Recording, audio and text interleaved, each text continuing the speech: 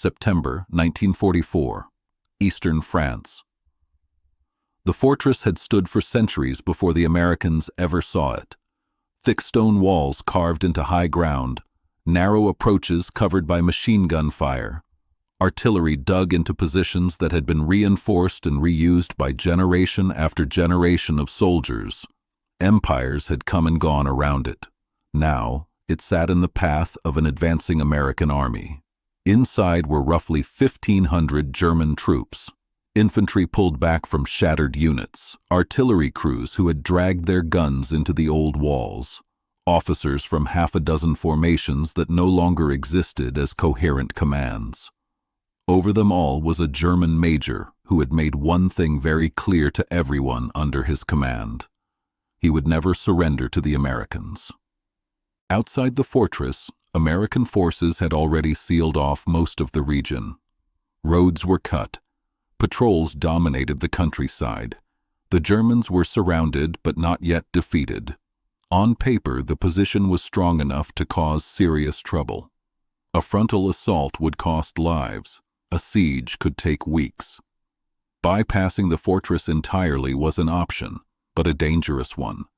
The road junction it controlled was vital. Leave it in German hands and every supply convoy would have to detour. Fuel, ammunition, food, all delayed. So the American commander did what he almost always did first. He offered surrender. An officer approached under a white flag. The message was simple, almost clinical. Lay down your arms. Avoid unnecessary bloodshed. You and your men will be treated as prisoners of war under the Geneva Convention. You will live. The German major didn't hesitate. He didn't ask for time. He didn't negotiate.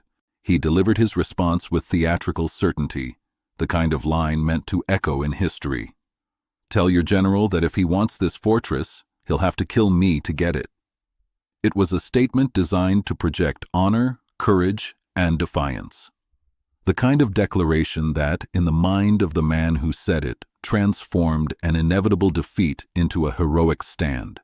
It was supposed to intimidate, supposed to force the Americans into hesitation, supposed to prove that German officers still had steel in their spines. When the message reached American headquarters, the reaction wasn't what the German major would have imagined. There was no outrage, no dramatic speeches, no pounding of fists. The response was 4 words. I can arrange that. The officers present later said the tone wasn't angry, it was practical, almost polite. The German major had stated his terms clearly. He was willing to surrender only in death. The Americans would take him at his word. What followed wasn't a siege in the traditional sense. There would be no drawn-out starvation, no slow negotiations, no waiting weeks for morale to collapse. The goal wasn't to punish. It was to end the problem quickly and permanently. Orders went out immediately. First, the fortress would be completely sealed. Not just roadblocks, total encirclement. No movement in or out, no reinforcements, no resupply. If the water source feeding the fortress could be cut, it would be. Second, heavy artillery was brought forward, not scattered fire, not intimidation barrages. Every gun was carefully registered on specific points of the fortress. Stone walls might resist small arms, but they did not resist repeated hits from large-caliber shells. Third, air support was scheduled, not broad bombing runs, precision strikes, aircraft assigned targets down to individual structures, command posts, artillery positions, ammunition storage. Finally, loudspeakers were ordered forward. This wasn't a bluff. The Germans inside would be told exactly what was coming and when. Not shouted threats, but a timetable. Artillery at first light, air strikes after, ground assault to follow, and between each phase, another chance to surrender. The night before the attack was deliberate, quiet, unsettling. Inside the fortress, the German soldiers listened as the loudspeakers crackled to life in their own language. They were told the schedule. They were told the consequences. They were told, repeatedly, that surrender meant survival. They had hours to think, hours to stare at the walls they trusted and wonder if stone could really stop what the Americans were promising to unleash. Hours to consider whether their commander's oath was worth dying for. Hours for doubt to spread through bunkers and underground chambers. The major walked among his men, repeating the same words. Honor, duty, Germany. He reminded them that surrender was treason, that death was preferable to capture, that history would remember those who stood fast. Some believed him, many did not. When dawn came, it came on schedule. The first artillery shells hit exactly when the loudspeakers had said they would. Not random fire, but concentrated, relentless strikes against the same sections of wall, again and again. Each impact tearing away centuries of stonework, turning impregnable defenses into cracked, smoking ruins. German guns answered back, but briefly. Every muzzle flash revealed its position. Counter-battery fire followed within minutes. Crews that tried to fight were buried where they stood. Those who stopped firing lived a little longer. 2 hours later, the aircraft arrived. Fighter bombers screamed down out of the sky, releasing precision strikes into the heart of the fortress. The command post vanished under direct hits. Ammunition stores detonated, sending shock waves through underground passages. The main gate collapsed into rubble. Through it all, the loudspeakers continued. The schedule was being kept. Another chance to surrender was offered. That was when the first Germans came out. A handful at first, then dozens. Hands raised, faces gray with dust and exhaustion. They walked toward American lines, choosing life over the promises their commander had made for them. The major tried to stop it. He ordered men back inside. When that failed, he ordered soldiers shot for attempting to surrender. Word of the executions spread faster than any speech. Whatever authority he had left evaporated. Now the choice for his troops was brutal and clear. Die for him or live without him. By mid-morning, the fortress was no longer a fortress. It was a shattered shell. Walls breached in multiple places. Artillery silent. Command structure destroyed. Smoke rolled through corridors that had once been safe havens. Then the ground assault began, not from one direction, but from everywhere the walls had failed. Infantry advanced behind armor, firing point-blank into openings. Engineers collapsed bunkers. Flamethrowers cleared positions that refused to yield. It wasn't chaotic. It wasn't dramatic. It was methodical. Resistance came in brief, desperate bursts, and then stopped. Groups of Germans threw down their weapons and surrendered as soon as American soldiers appeared. Others fought for minutes, not hours, before realizing there was no command left to follow. Deep inside what remained of the command bunker, the German major made his final stand. A handful of loyal men barricaded themselves with him. When American troops breached the position, the major raised his pistol. A single shot ended it. No speech, no ceremony, just the fulfillment of a promise. The man who said he would only surrender in death got exactly that. By nightfall, it was over. The entire operation, from the first artillery round to the final surrender, had taken less than 12 hours. American casualties were minimal. The Germans had lost hundreds dead and wounded. Nearly 1,000 were prisoners. The road junction was open. The advance continued, and the story began to spread. Not as propaganda, not as exaggeration, as a warning. When the Americans offered surrender, especially when their commander made the offer, you took it seriously. Because refusal didn't lead to negotiation. It led to exactly what was promised.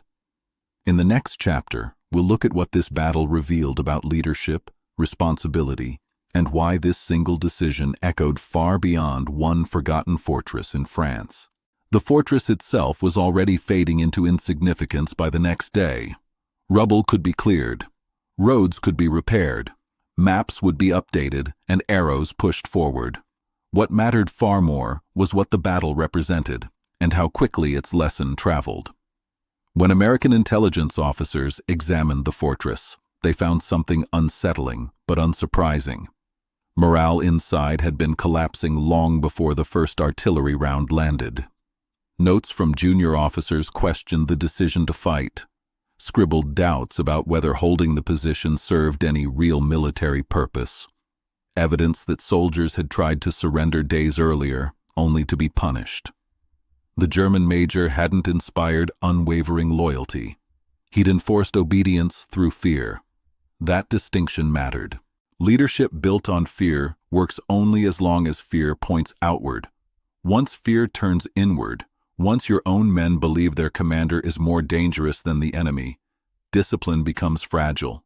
The American assault didn't create the collapse. It revealed it. The German major believed history rewarded dramatic defiance. He believed a heroic stand, even a doomed one, carried moral weight.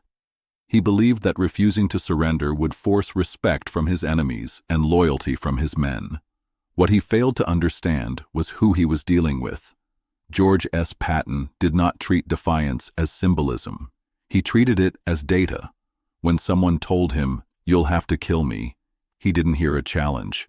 He heard a preference. And once that preference was stated clearly, Patton saw no reason to argue with it. Negotiation existed to save time and lives. When negotiation was rejected, efficiency took over. That efficiency unsettled both sides. Among American troops, the battle reinforced something they already suspected. Their commander was not reckless, but he was uncompromising. He would always offer surrender first, not because he was soft, but because it was cheaper, in blood and time. Once that offer was refused, restraint ended. There would be no half measures designed to preserve an enemy who had already chosen his outcome. But just as important was what happened after the fighting stopped. American medics treated wounded German soldiers alongside their own. Prisoners were fed, guarded, and processed according to regulations. Officers made sure their men understood the difference between combat and victory. Ruthlessness had its place, so did professionalism. That consistency mattered. It sent a clear message. Resistance would be destroyed, surrender would be respected. On the German side, the lesson cut deeper. The fortress wasn't just another lost position. Fortresses fell all the time. What disturbed German commanders was the speed, precision, and predictability of the outcome. There had been no emotional escalation, no improvisation, no cruelty for its own sake. The American response followed a straight line from refusal to annihilation. Interrogations later revealed something striking. German officers didn't describe Patton as unpredictable or insane. They described him as literal. When he said something would happen, it happened. That made him dangerous in a way propaganda never could. There was no guessing game, no bluff to test, no chance that dramatic words might buy time or better terms. If surrender was offered, it was the best deal you were going to get. Refusing it didn't raise the price for the Americans. It raised the cost for you. This had consequences far beyond one fortress. As American forces advanced deeper into France and toward Germany itself, surrender rates increased, especially in sectors associated with Patton's units. German commanders who might have otherwise staged symbolic last stands chose instead to lay down arms. Not because they lacked courage, but because they had learned what courage actually cost when faced with overwhelming force. The fortress battle became a cautionary tale told quietly among German officers, not as a story of American brutality, but as a warning about misplaced pride. The major had believed his death would mean something. Instead, it became a footnote and an object lesson. 200 men died because one man refused to accept reality. The road junction fell anyway. The advance continued anyway. The war moved on without noticing his sacrifice.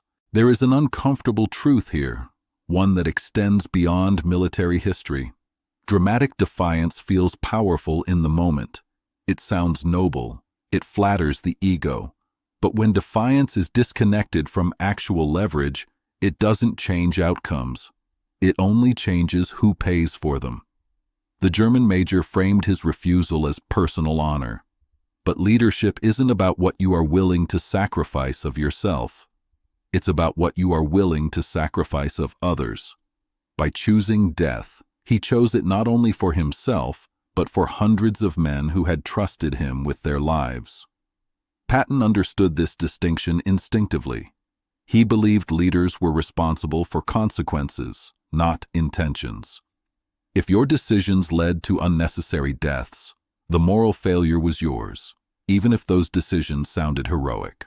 That is why he felt no triumph walking through the ruins the next day. No satisfaction, only confirmation. A problem had been presented, a solution applied. The result was inevitable. When asked about it later, Patton reportedly said little. There was nothing to explain. The major had been offered life for himself and his men. He had refused. Everything that followed flowed directly from that choice. The fortress itself soon disappeared from headlines and maps. Its name faded. Its stones were reused or left to crumble. But the lesson it carried survived. Words matter. When you tell an opponent, "You'll have to kill me," you are not always making a moral stand. Sometimes you are granting permission. And if the person you are speaking to believes in consequences more than symbolism, they may accept that permission without hesitation. The German major wanted to be remembered as unbreakable. Instead, he was remembered as a warning. His men wanted to survive. Instead, many paid for his certainty with their blood. Patton's reputation grew not because he was cruel, but because he was consistent. He meant what he said. He did what he promised. And once people understood that, they adjusted their behavior accordingly. That is the quiet power of credibility. In war, as in life, people will test your words. They will push, posture, and make dramatic declarations. Some expect negotiation. Others expect mercy. A few expect intimidation to work where logic won't. Patton offered none of those illusions. He offered a choice. The German major made his, and the outcome, brutal as it was, belonged to him. If this story made you rethink leadership, responsibility, or the real cost of pride, share your thoughts in the comments. And if you want more stories where words collide with consequences, subscribe. The next one may change how you see defiance forever.